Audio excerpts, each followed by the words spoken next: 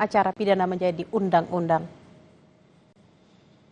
Dalam rapat yang dipimpin Ketua DPR RI Puan Maharani, semua fraksi di DPR menyatakan setuju terhadap pengesahan RUU KUHP. Pimpinan DPR berharap publik yang masih menolak proses legislasi tidak termakan hoaks terkait substansi KUHP baru yang disahkan. KUHP mulai diberlakukan 2 Januari mendatang atau bersamaan dengan berlakunya KUHP yang baru. Apakah dapat disetujui untuk disahkan menjadi undang-undang? Setuju. Terima kasih.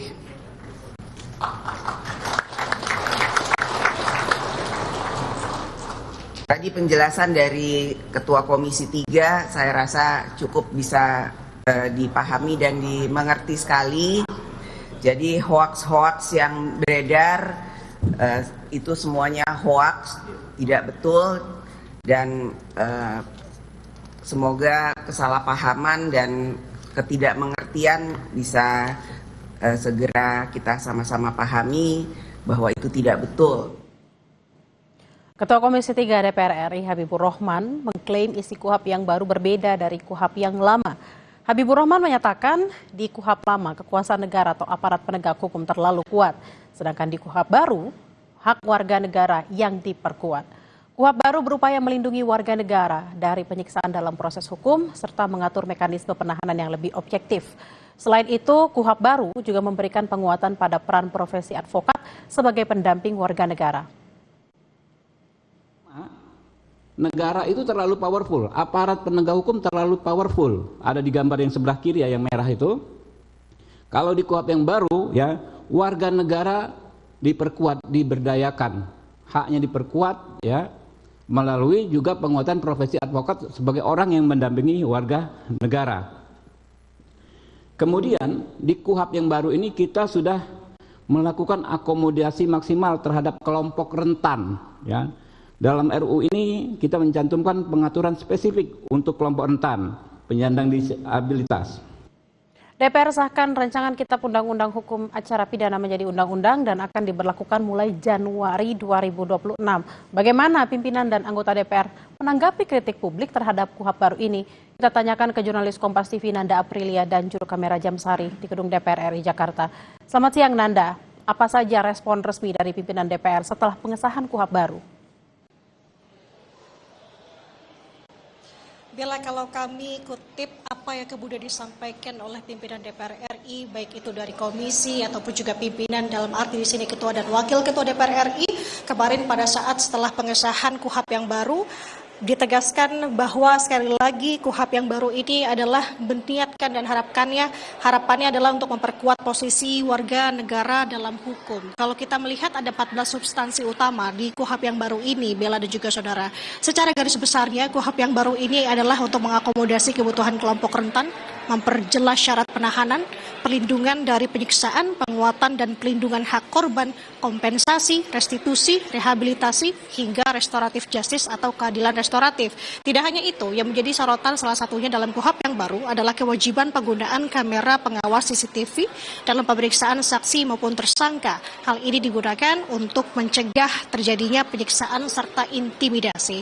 Tapi, Bella juga saudara, kita tidak bisa menampik bahwa seiring memang disahkannya KUHP yang baru ini, bahkan pada saat penyusunan RUU, masih bersifat RUU, diiringi juga dengan berbagai kontroversial yang dinilai di mana pasal KUHP yang baru ini adanya kontroversial yang di mana beberapa pasal ini yang saya sebutkan menilai atau yang dinilai dari koalisi masyarakat sipil seperti yang nomor pertama atau nomor 1 pasal 5 ayat 2. Di sini berbunyikan di KUHP yang baru, penyelidik atas perintah penyidik dapat melakukan tindakan berupa penangkapan, larangan meninggalkan tempat, penggeledahan dan penahanan, mengambil sidik jari, mengidentifikasi hingga mendapatkan seseorang kepada penyidik. Koalisi masyarakat sipil menilai pasal ini adalah pasal karet. Dan tidak hanya itu, ada juga pasal-pasal lainnya yang disifat atau yang dinilai kontroversial seperti pasal 93 ayat 1 mengenai konteks penangkapan untuk kepentingan penyidikan, penyelidik atas perintah penyidik berwenang melakukan penangkapan.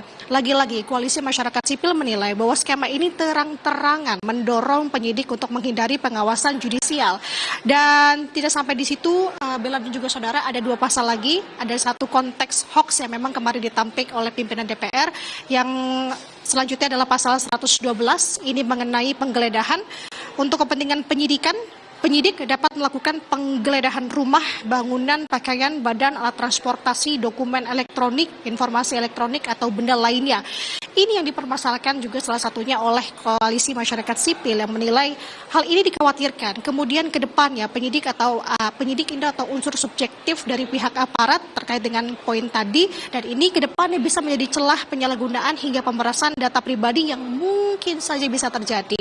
Ada satu hal tadi yang saya sampaikan, ada hoax yang kemudian ditampik di sini, langsung ditampik oleh Ketua Komisi 3 DPR RI Habibur Rahman kemarin, yang menjelaskan bahwa adanya penyadapan alat elektronik, alat komunikasi digital yang memang hoax ini beredar di media sosial, kemudian ditampik oleh Habibur Rahman, yang dimana ia menampik sebenarnya dalam KUHP yang baru, tepatnya pada pasal 136 soal penyadapan, penyidik dapat melakukan penyadapan untuk kepentingan penyidikan, namun ketentuan ini nantinya diatur dengan undang-undang mengenai penyadapan. Ini yang sebenarnya masih menjadi pertanyaan Bella dan juga saudara. Kalau saya melihat dari isi KUHP yang baru, memang terkait dengan penyadapan ini, salah satunya poin pasal 1 ayat 36 KUHP yang baru tidak menjelaskan secara spesifik terkait dengan teknis atau aturan penyadapan. Nah, kedepannya kita akan lihat, karena tidak hanya ini sampai di sini saja. Ada laporan yang akan dilayangkan dari